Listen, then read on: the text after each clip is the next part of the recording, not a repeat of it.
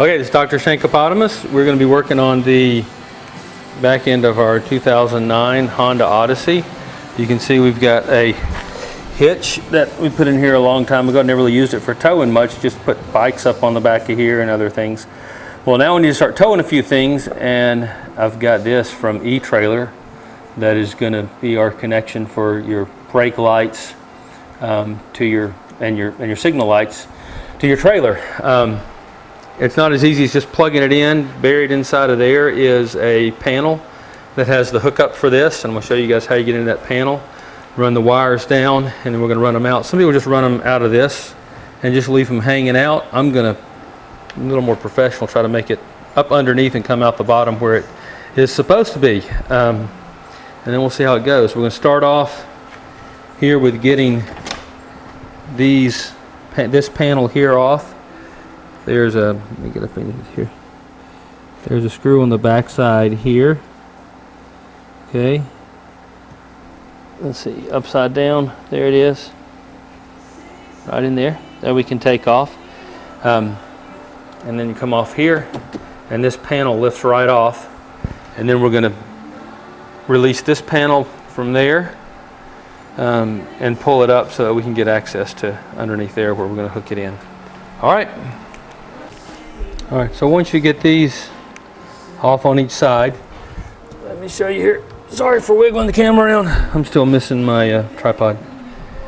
Sometimes the screw will come out with it, sometimes it won't, but they screw right off, okay? And then up underneath on your panel, it's simply got these little connectors right here. See how they just pop out? Sometimes they'll break when you pop them out if they're old, and you have to replace them when you put it back in. Mine came out pretty clean.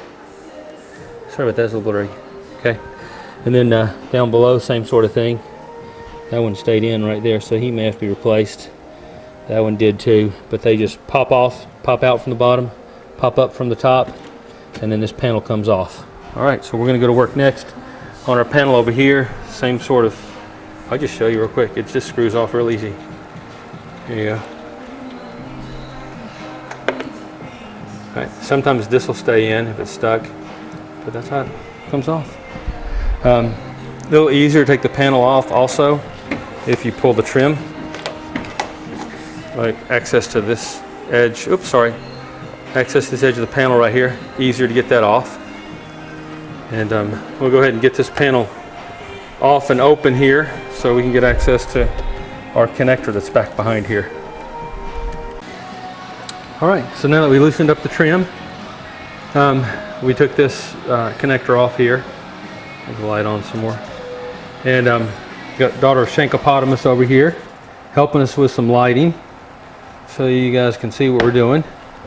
These panels pull off just like the other ones. You got these little connectors. Maybe not a bad idea to have a few extra connectors around just in case you pop one or two of them, but so far they came off okay. I'm going to stand back there a little bit. I want to show you what we're after right here. Sorry for wiggling the camera, just got to get this view, this angle. Right here is your box, okay? There is your connector for the rear. I'm sorry, for the tow. And then you come over this way just a little bit, and you have got a place to ground right there. All right, so in the kit, which is down here, you've got this connector. It goes into that box there, pretty straightforward. And then you have your ground. You've got a control box right here. Let's see if I can find somewhere inside of here that I might be able to easily mount the control box, or it may just have to lay down in there. I don't see a good mounting point. I'll see if I can dig around that one up, and then I'll show you what I've got. But we're going to go ahead and plug it in and get it grounded down here. All right. All right, another little tidbit. As always, don't forget to put your dielectric grease into your connections. We'll inject a little bit here in the box and then slide the connector on top of it. All right. Okay, so as it turns out, let me get some light up in here. The kit comes with a little piece of two-sided tape, and was able to mount the control box right up on the side. Tested it, it'll still close just fine right on top of the control box. You got just enough room to get it in there, so that's probably a good place to do it. You can see our ground wires tied in right there. And then we're gonna close up shop over here, run these wires up underneath. They say to run them all the way across and come out over there, and then just pull it out when you need it from where your jack and everything is here. I'm going to try to run them, if I can find a way to seal it, run them actually down through the lower part of the chassis here and bring them out, or the body here, and bring them out here where they belong. So they'll be hanging right there where you can use them. We'll see how well it works. I think we're okay. Okay, so what I've done, or what we've done, went and drilled a 1/2-inch hole right down here at the base, going through the back. You can see the light coming through because you have to cut the bumper out. Oops, sorry. You have to cut the bumper out back here to put your hitch in right here. So there's a little hole cut back in the bumper back there to allow the hitch to come through. Back up on top. So 1/2-inch hole. I've got a grommet, solid grommet. I thought that would seal better. You take your solid grommet, we're going to slide it in, then you just cut a slit in your solid grommet, and you can feed your wires through them. You're going to have to cut your wires and reattach them on the other side, because obviously that's not going through, and there's no reason to try to make that go through. And then they have used this gray sealant. Here's what they use at the factory. I've got plenty of that. I've got a whole tube of that here where I was doing some body work the other day. So I'm just going to use that on top of my grommet, and a big goop of that on top of the wire here once I get it to the right length. And that should seal it all up, just to make sure there's no water or anything coming in. I mean, it's not the end of the world. You can tell, you know, you've got holes right there where your and holes here where your panels clip in. So not the end of the world to have another hole here to get your wires through, so you don't have to pull them out of the panel over there every time you want to hook something up. I'll have wires right out the back. Okay. We have the sorry for the shaky camera there, guys and girls. We have the wire run up, where that hole drilled. Put the grommet through there with a little cut in it. Put the wire in, and then that's that gray, very similar to what they use at the factory. Let me show. Can you get that, honey? The tube we used. I'll show you the sealant that we used, but the wire just runs right up underneath the carpet, up the carpet there and into here. Everything's mounted. I'm going to close this back up. I'm going to let this dry completely before I put the top back on it. But there, okay. But I'll show you the sealant that I used. Here we go. It's just 3M auto body sealant, tan sealant, straightforward stuff. That's what we used. And if you come up underneath, oh, let's see here. Yeah, getting too old to be moving around so much like this. Here we go. There it is. Nice and pretty, just comes right out. Nice and clean. And then we're gonna cut to length. You have a little mounting area. Let's see this over here. A little area to mount it. So we'll come around, we'll cut to length, and we'll mount after we've reconnected. We will mount our connection. Here it is. This guy. Hook our wires back up. Also, I'll show you what we do once we hook these wires back up. A little electrical stuff for you. You're going to want to strip them, put them together, crimp them together, and then before you crimp them, put tubing over, heat shrink tubing over them that'll make them waterproof. Shrink that down on top of them so your connections are waterproof inside there. I'll show you how we do that. We'll get on with that here in just a little bit. Okay, so the next step we have here is I have zip tied. That doesn't want to focus, does it? A couple of holes here. You can tell this is a Honda hitch that we put on here a while back. Just zip tied across here. It's my wire from the inside coming out the back. I'm going to bring it around, you know, cut it, I don't know, about here maybe. Whoop, where are we? Cut it about here.